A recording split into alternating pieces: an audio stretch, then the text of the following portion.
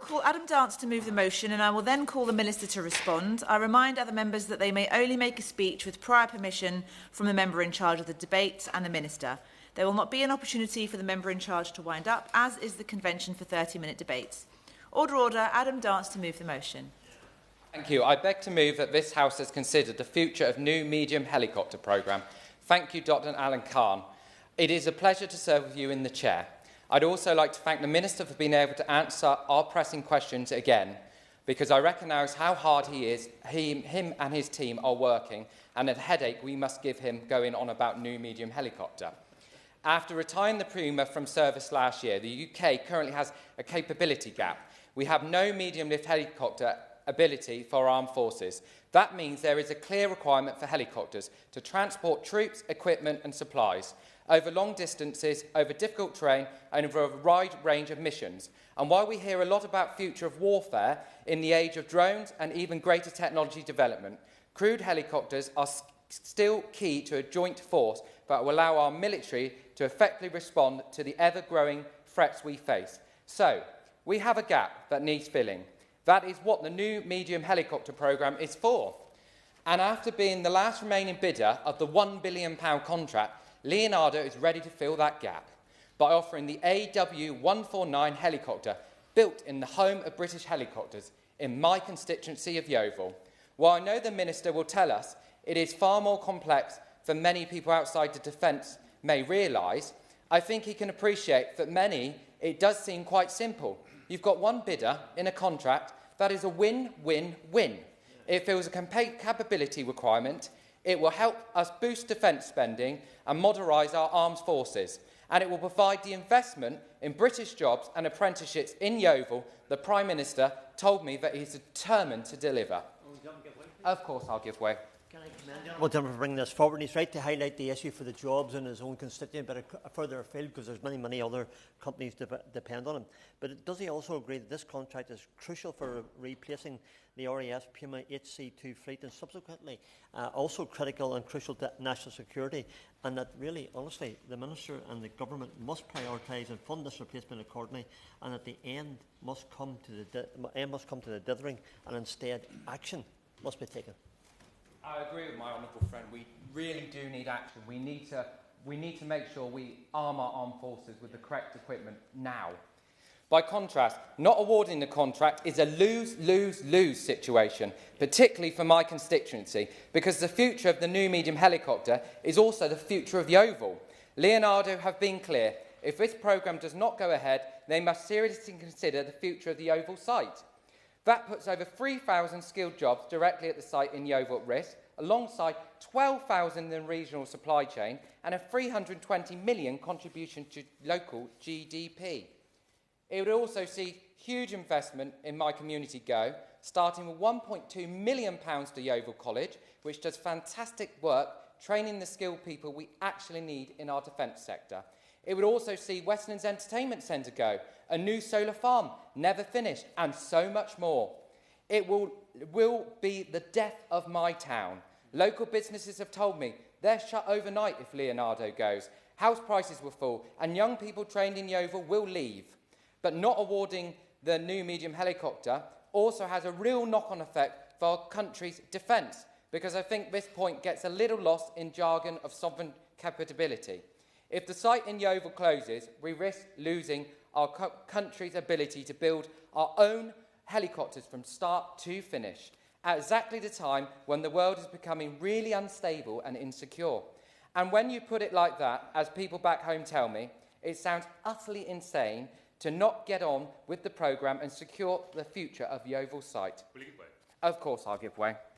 I thank my honourable friend and constituency neighbour for giving way. He will know that many of the people who work at the Leonardo site live in West Dorset and commute in, and they're responsible for providing training and apprentice opportunities for thousands of my constituents. I feel like every single strategic defence review talks about the urgent need to speed up procurement. I feel like it is repeated ad nauseum. Even this most recent one recognises that the uncertainty around procurement undermines national security. He's already rightly identified that this was a sole bidder. It is vital for the UK sovereign capability? Does he agree with me that unless the government starts to show that it is serious about speeding up procurement in the defence sector, we will lose vital industries like our ability to make helicopters, as well as thousands in the supply chain supporting them? I completely agree with my honourable friend. It doesn't just affect our constituencies, it affects many constituencies in the South West. And Leonardo are the backbone of our area, and we must secure the contract. But that is not the only knock-on effect. The site in Yeovil was making fantastic progress on the Proteus uncrewed helicopter, which was recently successfully tested. But even though we are one of the few nations leading on this, if Leonardo cannot sustain its current workforce, skills and funding, then we lose these skills and we could potentially lose Proteus. Once these skills are gone, they are really hard to get back. So not awarding this contract will undermine the government's drive for greater autonomy in our armed forces. So given all that, why the delay? As far back as June last year, I was told to listen out. Well, Dr. Alan Khan, I've heard so little since. I was worried I might have lost my hearing, but don't worry, I had my ears checked. They are working just fine. It seems actually the problem is not one can get the defence investment plan to work. We were told that the DIP, as it's called, would answer all. It would set out the government's plan for spending on our defence and armed forces, including on the new medium helicopter. But at this point, we might as well call it the delayed investment plan. Would you give way, my honourable friend? Of course. Thank you very much. I thank him for giving way. The new Chief of Defence Staff told me on the Defence Select Committee that the medium helicopter programme was still very much on the Armed Forces list of priorities. So does he agree with me that the government needs to ensure that this is in the Defence Investment Plan, because the service chiefs are asking for this, and it's not all about uncrewed capability. We will always need that crewed capability. So I'm saying that this needs to be prioritised now, even before the Defence Investment Plan comes out, because the Minister will tell us we're still working it through. So I think the Treasury and the MOD need to get their act together so that, do you agree with me, that this needs to be reinforced to save those jobs, 3,000 jobs, plus all that supply chain through the SMEs that supply Yeovil to enable to deliver this programme? I completely agree, honourable friend, and actually I come on to that a bit later, and I mention your question in my speech. But in my last question on this, the Minister told me it will be published when it's ready. That is the real problem. Leonardo's best and final offer will expire in March this year. But even more worrying are the reports of the £28 billion funding gap for our armed forces over the next 4 years, which suggests the money for the new medium helicopter is not there. This raises quite a few questions, so the Minister, sorry in advance, please grab your pen and your paper, and I'm going to ask you a few questions. I won't bother asking when we will get an announcement on new medium helicopter, because we all know the answer will be wait for the DIP. But if the Minister would like to show me up on this point, please do. Firstly, the Chief of Defence Staff told my honourable friend from North Devon at the committee hearing that while the new medium helicopter is not at the bottom of the investment list, how high up will it be is ultimately a matter for ministers. So can the Minister tell us how much of a priority the new medium helicopter is compared to other programmes his department is considering? Secondly, if the new medium helicopter is a priority, then we can only assure that the problem is the money. Which begs the question, why did the government press ahead with the tender as it was?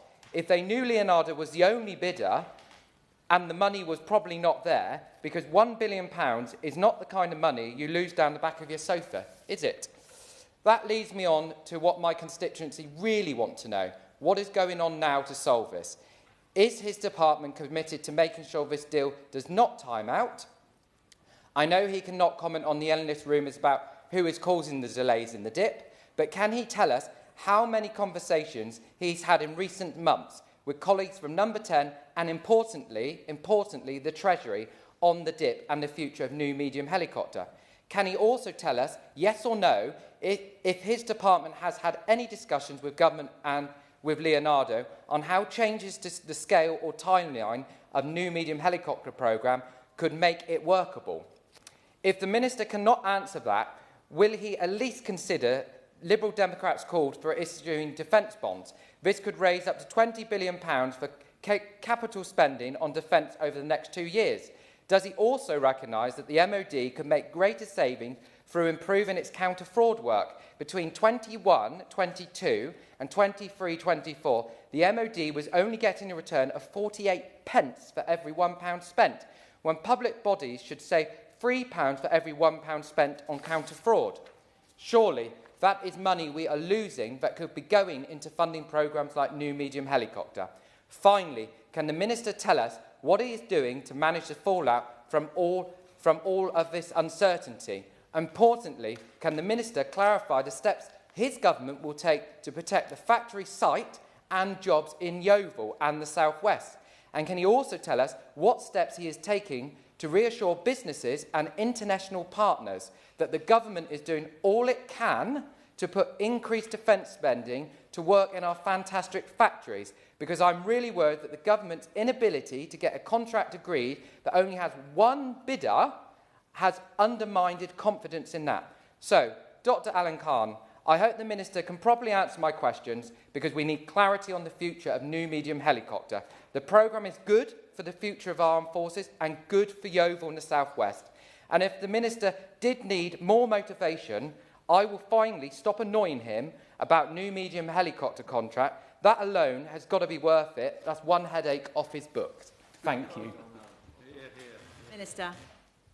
Thank you, Dr. Alan Khan. Good to see you in your place there. Can I thank the member for Yeovil for scheduling this debate? I'm afraid he will know some of the answers to his questions because he's asked me them before, and I will give him broadly similar answers as he's had before in relation to his challenge of I'll try not to do it and show him up on the questions that I've already answered previously, but I appreciate the passion that he has on this one here, and can I commend his Westland Helicopters tie that I've spotted him wearing.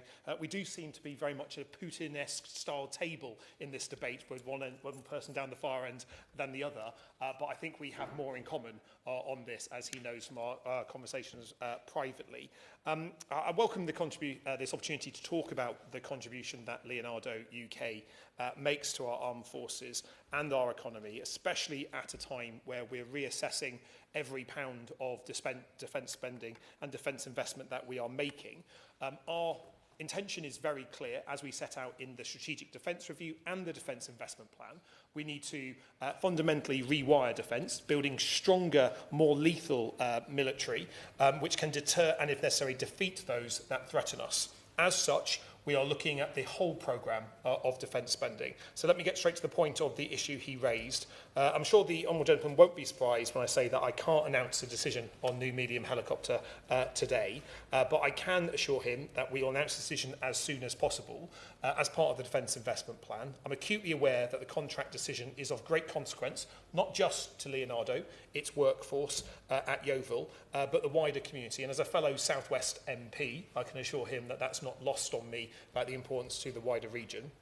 I also want to remind him that I committed in the main chamber when we discussed this a few times ago that we committed that we will not allow the decision to time out. So he's right that the best and final offer price has a date where it expires.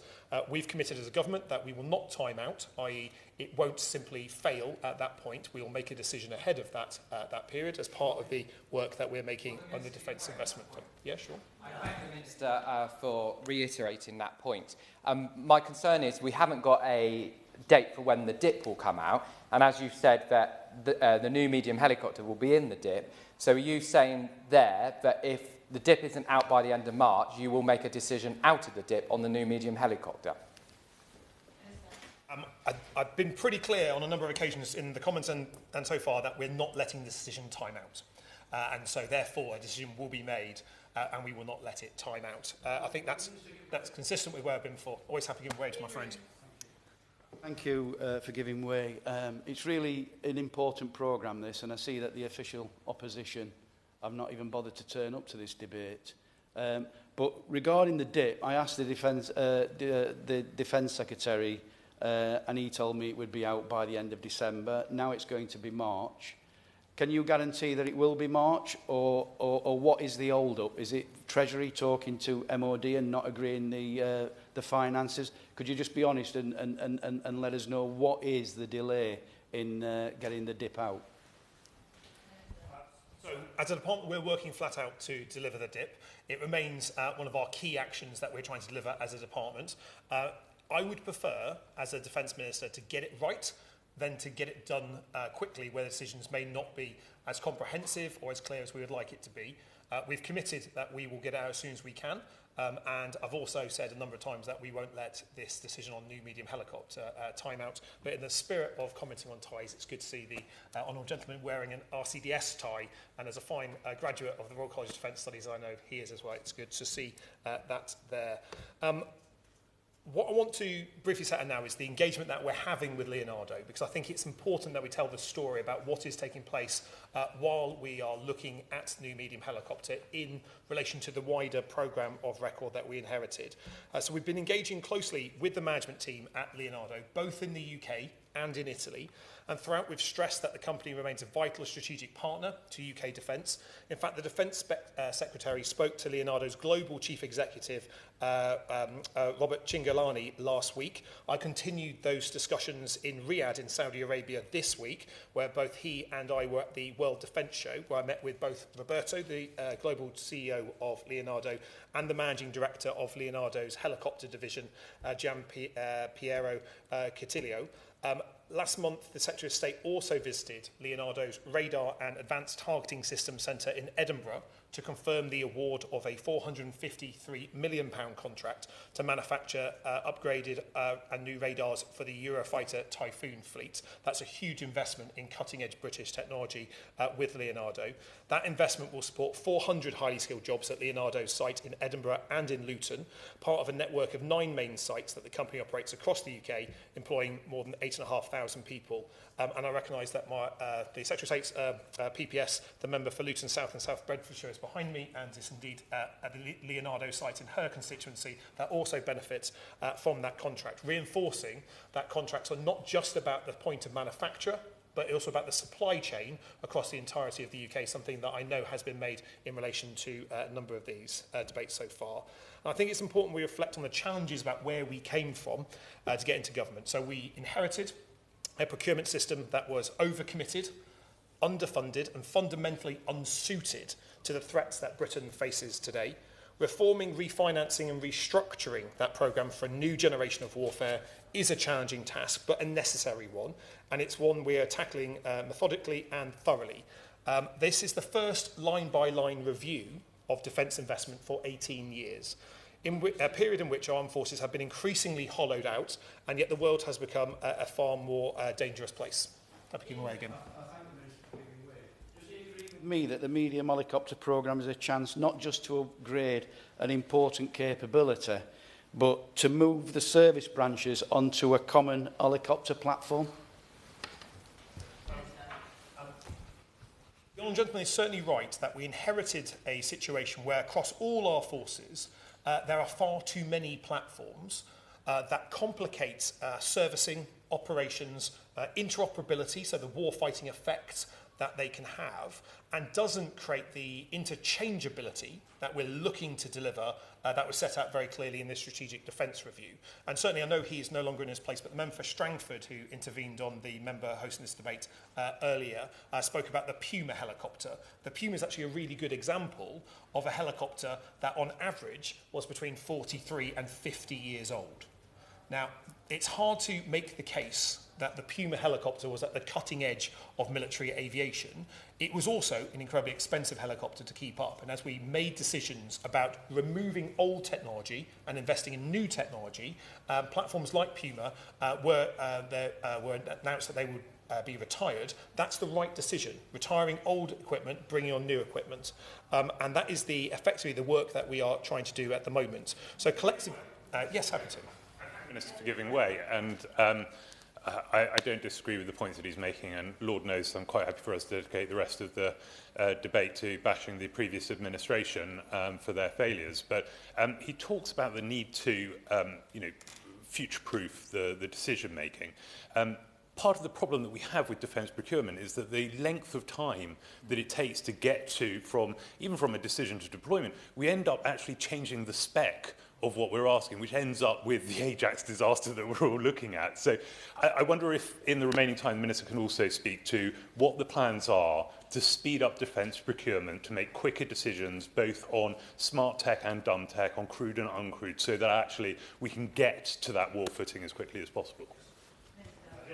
Needs not worry. I noted his question. I will be coming to it in a moment. But as he's invited me to deal with it now, since the general election, we've signed 1,100 major defence contracts as a government. 84% of those have gone to British companies. Where we do buy from international companies, it is because either the technology is solely available from international supply, it provides a military advantage in a timescale, price point or interoperability function with existing technologies that is a necessity. But I want to see more of a rising defence budget spent with UK firms. And that includes international firms that are based in the United Kingdom, creating jobs and growth opportunities. Happy giving way. Yeah, on that point, I thank the Minister for that comment, because that is so important, because actually, as he will know, Leonardo is based in Yeovil, based in the southwest, is the only end-to-end helicopter factory left in the UK. So surely this is definitely a win-win. And I hope when the Minister said earlier on, he won't let the decision time out, that it's going to be a positive decision coming. I would be surprised if he was advocating for another position on that point there. If I just, at risk of getting an intervention again from the member for West Dorset, if I just finish the point on procurement, in the Defence Industrial Strategy, which is actually quite a good read if he hasn't been through it, we've set out the ambition that was mentioned in the SDR of improving our procurement times. That means large complex programmes that take broadly 5-6 years on average, going to 2 years, 2-year programmes to 1 year, 1-year programmes down to 6 months to a few months. That is a big change in terms of how we procure, and it is a fundamental part of the decisions that will be coming out of the Defence Investment Plan, rather than looking at the procurements that started under the previous government. And the new medium helicopter, as the House will know, began in February 2024, and so once a procurement policy has started, it is best practice to continue it with the rules of the road that were in place at the point where the procurement began, because otherwise it can open up to legal challenge and things. So we continued. So the point the member for Yeovil mentioned about pressing ahead, we pressed ahead with this procurement because it had begun and it was in train, and that was the right thing to do, rather than restarting it, because the sense from industry and from the MOD that restarting it carried greater risk than bringing it to a conclusion.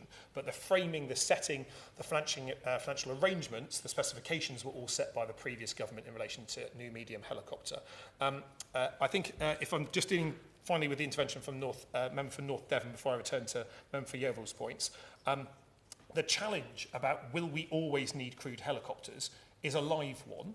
About the time. If we look more broadly at our transition from crewed systems to autonomous systems, the SDR sets out very clearly that at this period in time, what we will invest in as a government is a mix of crewed, uncrewed and autonomous systems with a greater drive to autonomy, which not only increases lethality, increases mass, but also provides jobs and growth opportunities. We know our adversaries are also investing in similar technologies. And so the question about the crewed, uncrewed and autonomous mix is a live one, and that brings on very nicely, I think, to the point that the member for Yeovil mentioned around Proteus, which is a brilliant example, I think, of how investment in new technologies can deliver more change. A good project that was funded by the Ministry of Defence in terms of our work with UK Defence Innovation, delivered by Leonardo, and I think it's a sign of the strong partnership with Leonardo that we collaborated on the Proteus project, experimenting with a future rotary wing uncrewed air system.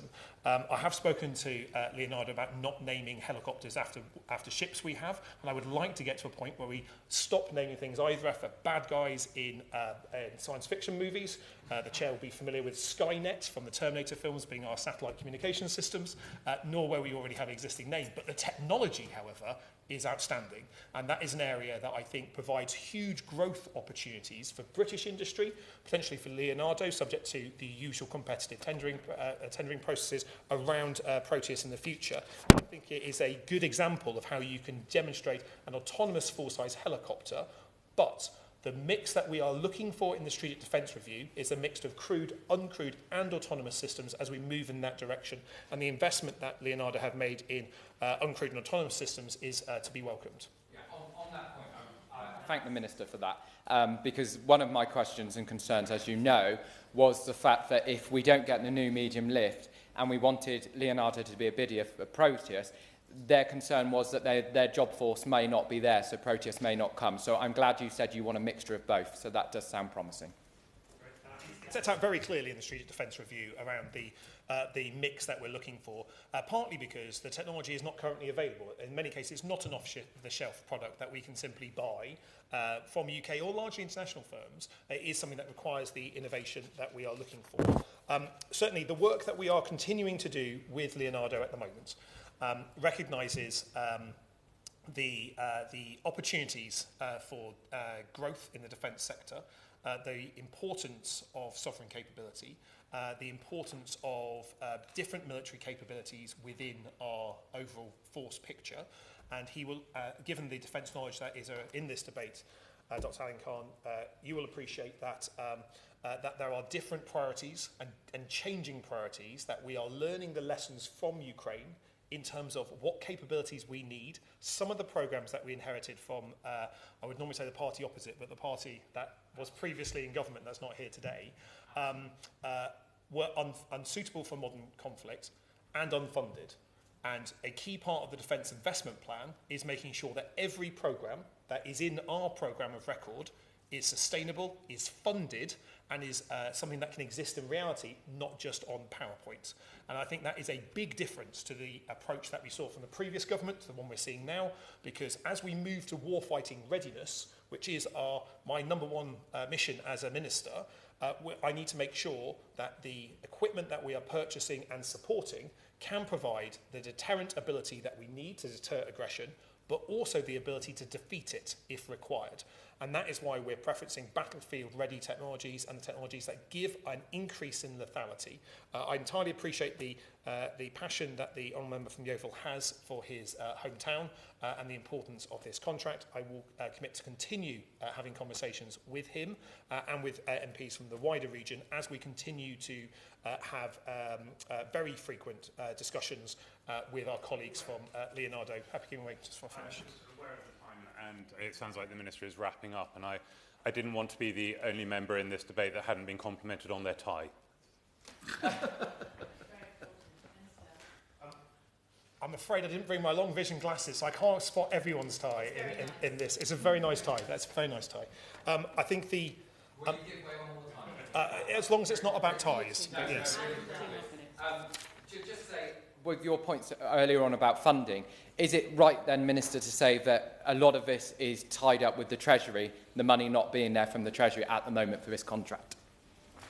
So our Treasury colleagues, unlike in previous governments, are aligned to our defence mission. We have closer working with our Treasury colleagues than I have ever seen before.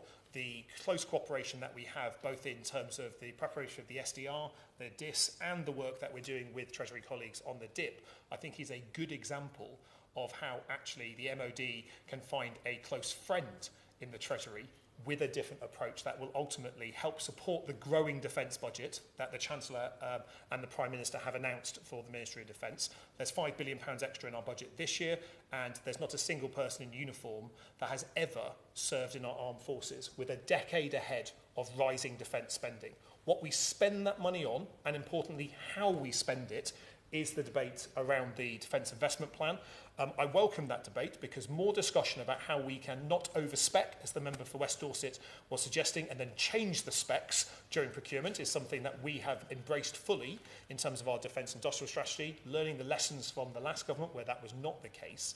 But as I committed early in this debate and previously, we won't let the decision on new medium helicopter time out. We'll continue our conversations with Leonardo, and I'm happy continuing conversations with the honourable member in a constructive manner to ensure that all those points that he would need to raise on behalf of his constituents can be taken on board as part of this broader Defence Investment Plan work. Thank you. The question is that this House has considered the future of the new medium helicopter programme. As many as are of that opinion say aye. Aye. Of the contrary, no. I think the ayes have it. Order, order. The sitting is suspended until 2:30 this afternoon.